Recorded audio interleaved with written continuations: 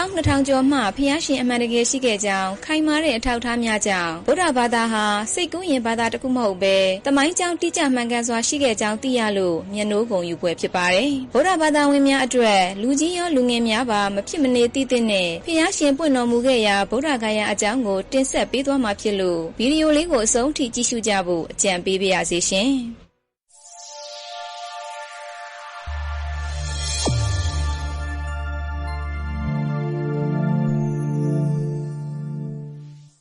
ဗုဒ္ဓဂါယာဟာအိန္ဒိယနိုင်ငံဘီဟာပြည်နယ်မှာတည်ရှိပြီးကာလာကတန်းမြို့မှမိရထားလမ်းဖြင့်292မိုင်ကွာဝေးတဲ့ဂါယာခရိုင်ထဲမှာရှိကဂါယာမြို့မှတောင်ဘက်9မိုင်ဝေးတဲ့အရက်ဖြစ်ပါတယ်။ဂါယာဘူရာကနေဗုဒ္ဓဂါယာသို့အငှားရင်မြင်းလဲတို့နဲ့လွယ်ကူစွာသွားရောက်နိုင်ပါတယ်။ရှေးရခင်ကဒီဒေသတစ်ဝိုက်ကိုမဟန့်ခေါ်ဟိန္ဒူဘုန်းကြီးများကြီးစိုးခဲ့လို့ဗုဒ္ဓဘာသာဝင်ဖျားဖူးများအတွက်အနှောက်အယှက်ဖြစ်ခဲ့ကြရပေမဲ့အခုအခါမှာတော့အိန္ဒိယအစိုးရကဗုဒ္ဓဂါယာကိုဖျားเจ้าငံဥပဒေအရ1953ခုနှစ်မေလ28ရက်နေ့ကစပြီးအုပ်ချုပ်ရေးအဖွဲ့ဖြင့်စနစ်တကျအုပ်ချုပ်လျက်ရှိတယ်လို့သိရပါတယ်။အစိုးရကငွေမြောင်များစွာအကုန်အကျခံကသာသနာအဆောက်အအုံများကိုလည်းပြင်ဆင်မွမ်းမံပေးထားပါတယ်။ကမ္ဘာပေါ်မှာအယူဝါဒအမျိုးမျိုးရှိကြပြီးမိမိတို့အယူဝါဒဆိုင်ရာအဓိကမြင့်မြတ်တနေရာကိုရိုးသေးမြတ်နိုးစွာသတ်မှတ်ပိုင်းခြားလေရှိကြရာဗုဒ္ဓဝါဒီတို့အတွက်ကဂေါရမမြတ်စွာဘုရားရှင်ပွင့်တော်မူခဲ့ရာဗုဒ္ဓဂါယာဟာအထွတ်မြတ်ဆုံးဖြစ်ပါတယ်။ဗုဒ္ဓဂါယာရှိရာအိန္ဒိယနိုင်ငံဟာ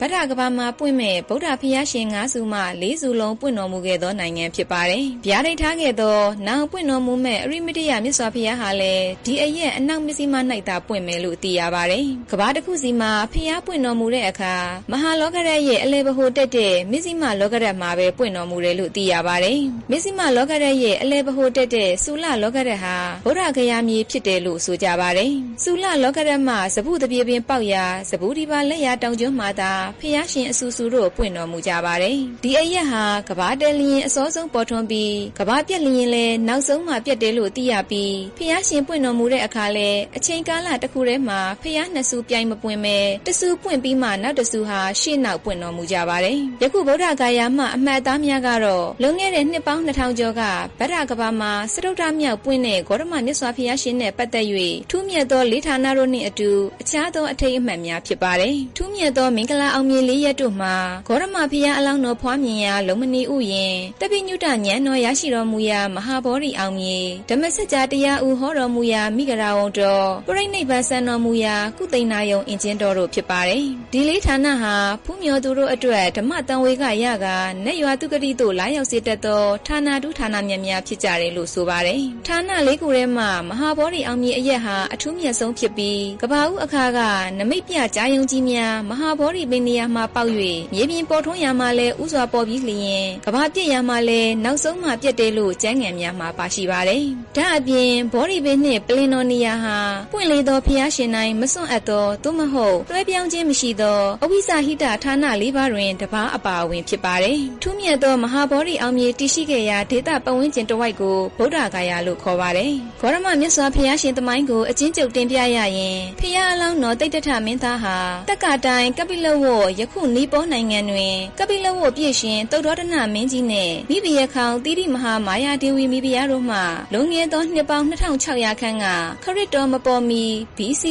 623မဟာတက္ကရာ68ခုနှစ်ကစုံလပြည့်တောက်ကြနေ့တွင်ကပိလဝတ်ပြည်မှဒေဝဒဟပြည်သို့အသွားလမ်းတွင်လုံမနီအင်ချင်းတော်၌ဖွားမြင်တော်မူခဲ့ပါတယ်။နန်းစည်းစိန်ကိုစွန့်ကတက်တော်29နှစ်မှတက်တော်35နှစ်အထိ6နှစ်တိုင်တိုင်တရားကျင့်ကြံအားထုတ်ခဲ့က BC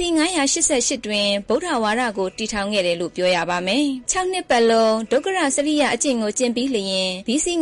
988မဟာတက္ကရာ103ခုနှစ်ကစုံလပြည့်ဗုဒ္ဓဦးနေ့မှာဗောဓိပင်ရင်၌တပိညုတဉာဏ်တော်ကိုရ၍လောကသုံးပါးတွင်အမြင့်မြတ်ဆုံးသောမြတ်စွာဘုရားအဖြစ်ကိုရောက်ရှိခဲ့ပါတယ်။ဖျားရှင်လက်ထက်တော်အခါကဂါယာဆိုတီမှာတပိညုတရွှေဉာဏ်တော်ကိုရတဲ့မဟာဗောဓိပင်ရှိရာအရက်မဟုတ်ပဲအနှဲငယ်ဝေးတဲ့တိကျဒေသတစ်ခုသာဖြစ်ပါတယ်။ဖျားရှင်ပြိဋိနိဗ္ဗာန်ပြုပြီးနောက်မှာဂါယာနယ်ကျေပြန့်လာကဗုဒ္ဓဘုရားရှင်တပိညုတရွှေဉာဏ်တော်ရခြင်းနှင့်ဆက်လျင်းသောဒေသတစ်ဝိုက်ကိုဗုဒ္ဓဂါယာလို့ခေါ်တွင်လာတာဖြစ်ပါတယ်။ဒီနေရာများတွင်အထိတ်အမှတ်များစတင်စိုက်ထူခဲ့သူမှာအာတောကခေါ်တိတိဓမ္မတောကမင်းကြီးဖြစ်ပါတယ်။ဗုဒ္ဓဘာသာဝင်ဖျားဖူးများဗုဒ္ဓဂါယာမှာယနေ့အဓိကဖူးမြော်နေကြတ တဲ့မဟာဗောဓိပင်ဟာပေတရာခန့်မြင့်ပြီးမဟာဗောဓိစေတီအနောက်ဘက်မှာတည်ရှိပါတယ်။မြတ်စွာဘုရားရှင်တပ်ပိညုတရွှေဉာဏ်တော်ကိုရရှိခဲ့ရာမူလဗောဓိပင်တော့မဟုတ်တော့ပဲသမိုင်းများအရဟိန္ဒူဘုရင်တသင်္ကတကမူလဗောဓိပင်ကိုခုတ်လဲဖျက်ဆီးခဲ့တယ်လို့ဆိုကြပါတယ်။သို့သောမူလမဟာဗောဓိပင်အမြင့်နေရာမှာပင်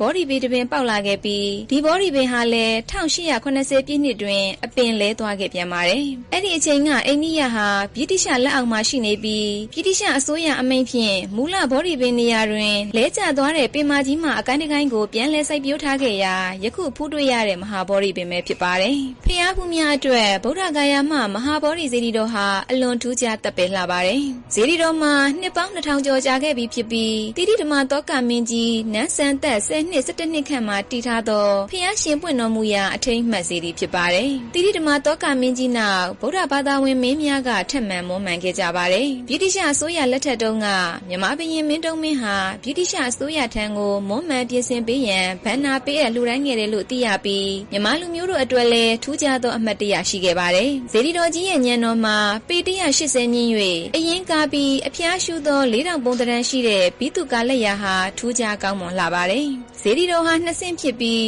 အောက်ပိုင်းမှာကူကြောင်းပုံစံ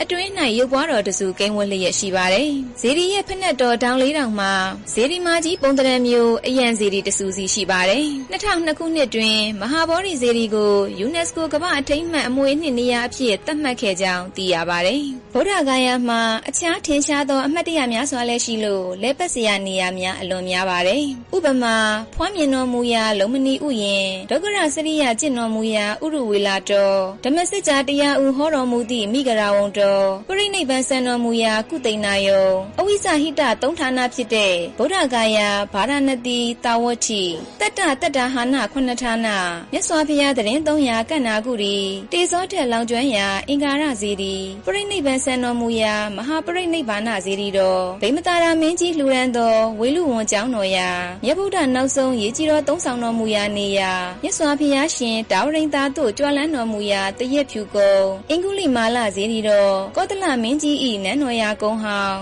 စိန်စမာနာနှင့်ဒေဝရက်မြေမျိုးရာနေရာအနာတပိန်တထေးကြီးလှူဒန်းခဲ့သောဇေတဝန်ကျောင်းတော်ဂိစကုတ်တောင်ဝေလူဝံကျောင်းတော်ရာနှင့်ဥယျာဉ်များပထမသင်္ဃာယနာတင်ခဲ့သောရာဇကြိုစသည့်မြောင်များစွာသောဌာနတို့အကြောင်းကိုလည်းဇာမနီအန်တာတိတ်မန့်ကနေအခါအခွင့်သင့်တယ်လို့တင်ဆက်ပေးသွားမှာဖြစ်ပါတယ်ရှင်။ယခုတင်ဆက်ပေးခဲ့တာကတော့ရှေးကကကုတန်ကောနာကုံကတ္တပဂေါရမစတဲ့ဖျားလေးစုတို့ပွင့်တော်မူခဲ့ရာအိန္ဒိယနိုင်ငံမှဂေါရမမြတ်စွာဘုရားရှင်တက်ရှိထင်ရှားရှိစဉ်ကအမှတ်အသားများကိုယနေ့အထိတွေ့မြင်နိုင်တဲ့ဗုဒ္ဓဂါယာအကြောင်းပဲဖြစ်ပါတယ်ရှင်။မြန်မာနိုင်ငံကနေဖျားဖူးခီးစဉ်များလည်းရှိနေတာကြောင့်ခရီး